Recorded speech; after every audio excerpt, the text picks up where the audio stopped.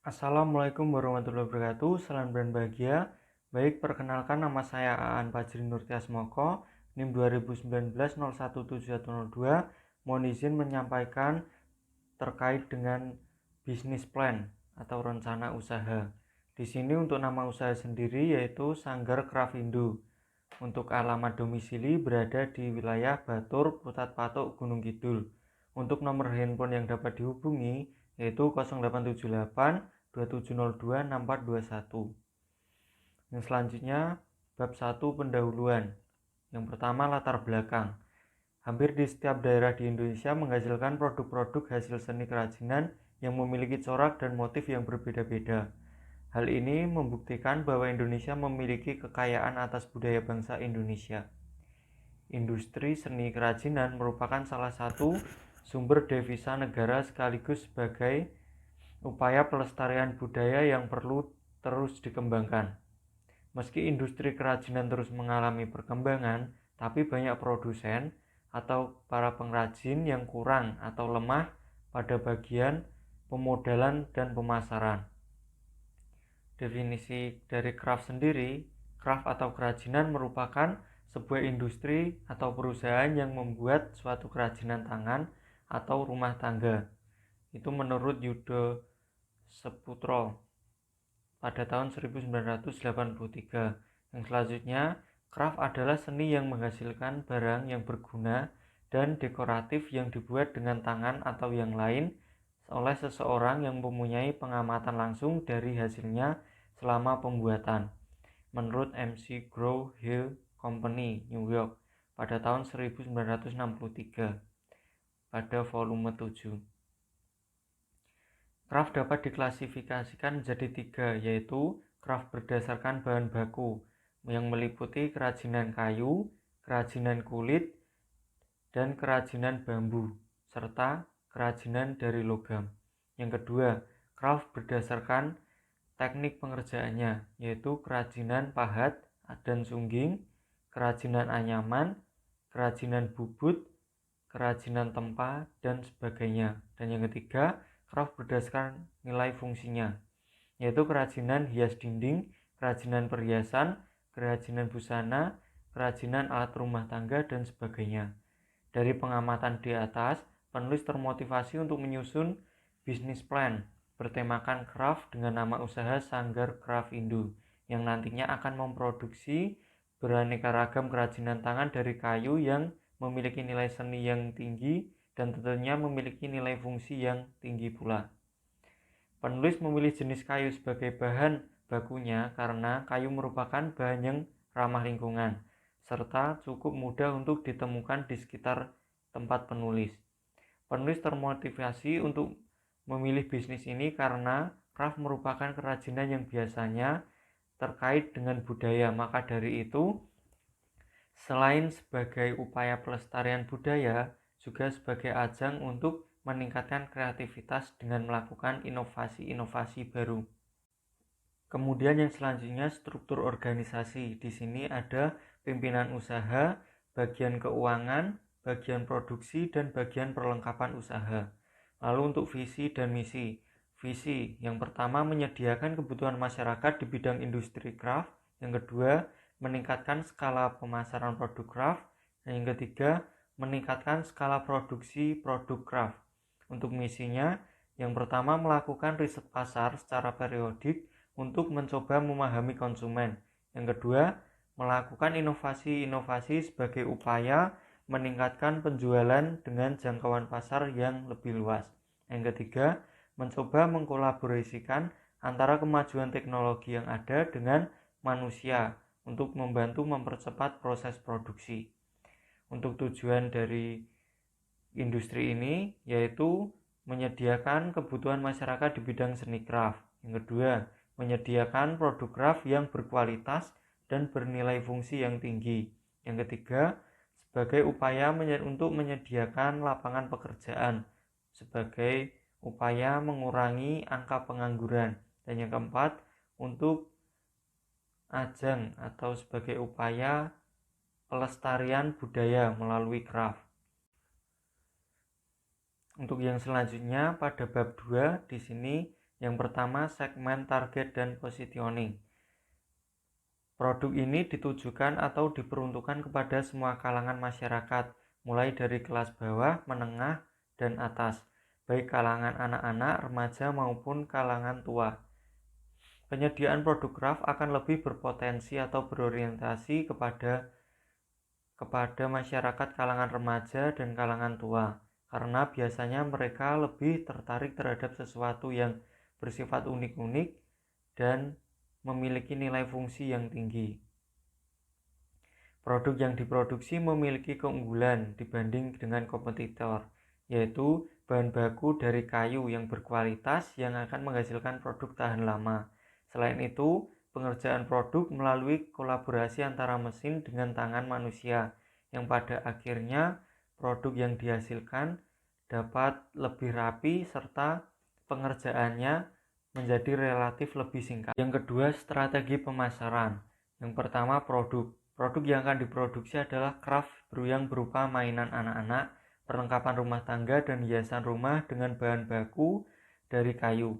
Keunggulan produk dibanding pesaing adalah penggunaan bahan berdasar kayu yang berkualitas sebagai bahan dasar pembuatan produknya, sehingga produk dapat bertahan lama, tidak mudah rusak, dan tentunya ramah lingkungan.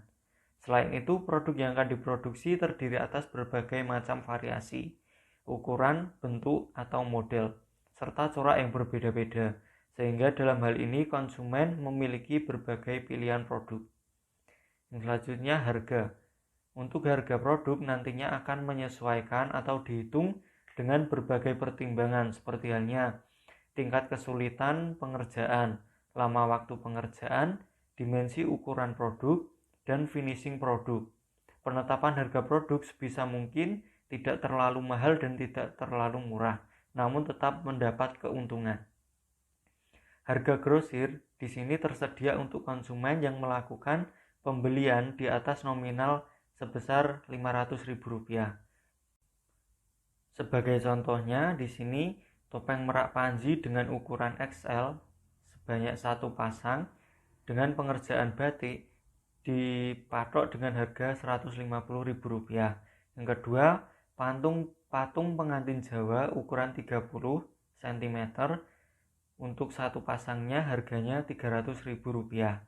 Yang ketiga, tempat baca Al-Quran dengan harga Rp70.000. Yang selanjutnya, box tisu dengan harga Rp75.000. Yang selanjutnya, gantungan kunci dengan harga Rp15.000. Yang selanjutnya, door stopper dengan harga Rp35.000. Yang selanjutnya, asbak dengan harga Rp50.000. Yang selanjutnya, tempat aqua dengan harga Rp110.000. Yang selanjutnya yaitu promosi. Sebagai upaya untuk mempromosikan produk, di sini penulis menggunakan sebuah akun Instagram dengan nama akun Sanggar Craftindo dan juga melalui akun Facebook serta akun TikTok untuk menghemat atau menekan biaya pemasaran atau promosi. Bahkan jika memungkinkan, pada nantinya akan menggunakan sebuah brosur atau banner. Yang selanjutnya, placement. Untuk mendistribusikan barang akan dilakukan pengiriman sendiri. Hal ini berlaku bagi konsumen yang berada di wilayah DIY dan sekitarnya. Namun, bagi konsumen yang berada di luar wilayah DIY dan sekitarnya akan menggunakan pihak jasa kirim yang tersedia. Yang selanjutnya, bab 3, aspek produksi atau operasional. Yang pertama, proses produksi. Di sini ada bahan baku, lalu pengeringan, lalu pengukuran, lalu pemulaan, selanjutnya pemahatan atau pengukiran, yang selanjutnya pengamplasan, yang selanjutnya penyunggingan atau pewarnaan, selanjutnya finishing, dan yang tahap terakhir yaitu pendistribusian. Yang selanjutnya produk dan kapasitas produksi. Untuk memperoleh bahan baku dilakukan dengan cara membeli sendiri atau mencari sendiri pohon yang masih berdiri yang sesuai dengan kriteria yang telah ditetapkan, dan melakukan negosiasi secara langsung kepada pemilik pohon tersebut. Untuk harganya itu bervariasi mulai dari Rp500.000 sampai dengan sebesar Rp5 juta. tergantung jenis, ukuran, dan tinggi kayu. Di sini sasaran untuk mencari bahan baku adalah petani di wilayah pedesaan yang biasanya melakukan penanaman pohon dalam suatu lahan dengan jumlah yang cukup banyak. Di sini bahan baku kayu di sekitar penulis masih cukup relatif mudah diperoleh. Namun apabila tidak memungkinkan, maka dapat melalui pedagang kayu dengan harga yang telah disepakati bersama. Untuk kapasitas produksi dapat berbeda-beda tergantung pada produk apa yang diproduksi dan seberapa besar tingkat kesulitan pembuatan produk tersebut. Biasanya, untuk membuat suatu produk topeng, satu orang dapat memproduksi sebanyak 10-20 buah topeng dalam satu harinya. Namun itu baru produk mentah yang masih harus melalui tahap selanjutnya, yaitu penghalusan atau pengaplasan, tahap penyunggingan atau pewarnaan, dan tahap finishing yang membutuhkan waktu kurang lebih 14 hari lagi.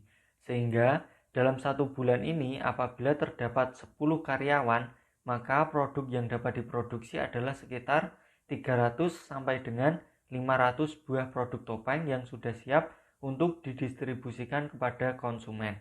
Namun, kapasitas produksi ini akan berbeda-beda untuk setiap jenis produknya. Baik, yang selanjutnya pada bab 4 yaitu aspek keuangan. Yang pertama, kebutuhan pembiayaan. Di sini ada mesin atau peralatan yang meliputi pemahat kayu dengan harga Rp65.000, pedal kayu dengan harga Rp70.000, gergaji potong dengan harga Rp100.000, pisau ukir dengan harga Rp50.000, meteran dengan harga Rp30.000, amplas dengan harga Rp5.000 untuk per meternya, lem dengan harga Rp7.000, wood finish dengan harga Rp85.000, paku dengan harga Rp20.000 untuk per kilogramnya, palu dengan harga Rp25.000, cat lengkap dengan harga Rp200.000, kemudian alat batik lengkap dengan harga Rp300.000. Lalu untuk yang selanjutnya ada bahan baku kayu dengan harga Rp350.000, lalu ada gaji karyawan dengan harga atau biaya sebesar Rp60.000 untuk perharinya, lalu biaya listrik sebesar Rp50.000 per bulannya, lalu ada biaya air sebesar Rp25.000 untuk per bulannya, lalu ada biaya internet sebesar Rp80.000 untuk per bulannya. Lalu yang kedua ada analisis biaya tetap, yaitu di sini terdapat gaji karyawan untuk perharinya sebesar Rp60.000. Kemudian ada biaya penyusutan, yaitu ada pemahat kayu ini untuk masa manfaat 1 tahun menghasilkan penyusutan sebesar 5.417. Kemudian pedal kayu dengan masa manfaat 24 bulan atau selama 2 tahun menghasilkan biaya penyusutan sebesar 2.917. Kemudian gergaji potong dengan masa manfaat 3 tahun dengan hasil biaya penyusutan sebesar 2.778. Kemudian pisau ukir itu dengan masa manfaat 2 tahun akan menghasilkan biaya penyusutan sebesar Rp2.083. Kemudian meteran itu masa manfaat selama 2 tahun menghasilkan biaya penyusutan sebesar 1.250. Kemudian palu dengan masa manfaat selama 2 tahun menghasilkan biaya penyusutan sebesar 1.041. Kemudian yang terakhir ada alat batik. Di sini dengan masa manfaat selama 3 tahun itu menghasilkan biaya penyusutan sebesar 8.333. Sekian presentasi dari pemaparan draft proposal bisnis dari saya. Sekian dan terima kasih. Salam.